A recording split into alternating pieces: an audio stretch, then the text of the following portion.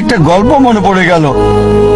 একসময় একজন ফেরেশতা এসে এক লোককে বলল, আমি তোমার উপর খুশি, তুমি যা চাইবে আমি তোমাকে তাই দেব, তবে একটা শর্ত, যা তুমি চাইবে আমি তোমাকে সব দেব, তবে তোমার প্রতিবেশীকে দেব তার দ্বিগুণ।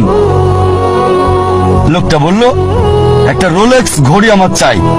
ফেরেশতা তাকে রোলেক্স ঘড়ি দিয়ে দিল। প্রতিবেশী দুটো রোলেক্স ঘড়ি পেল। লোকটি বলল, একটা মার্সিডিজ গাড়ি আমার চাই। ফেরেশতা তাকে মার্সিডিজ গাড়ি দিল। প্রতিবেশীকে দুটো মার্সিডিজ দিল। লোকটি বলল, একটা সুন্দর বড় বাংলো চাই। ফেরেশতা তাকে সুন্দর বড় বাংলো দিল। তার প্রতিবেশীকে দেওয়া হলো দুটো সুন্দর বড় বাংলো। লোকটি পরে বলল, দয়া করে আমার শেষ ইচ্ছাটা তুমি পূরণ করে দাও। কি সেটা? আমার একটা চোখ তুমি নষ্ট করে দাও, যাতে কিছু আমি চোখে না দেখতে পাই। চিন্তা করেন, সে তার নিজের চেয়ে প্রতিবেশীকে নিয়ে বেশি ব্যস্ত। তার জীবন সহজ কিন্তু জটিল সেটা ভাবছে না সে। প্রাচুর্য কি দারিদ্রতা যাই থাকুক, সে বেশি চিন্তিত তার প্রতিবেশীর চেয়ে ভালো জীবন যাপন করা নিয়ে।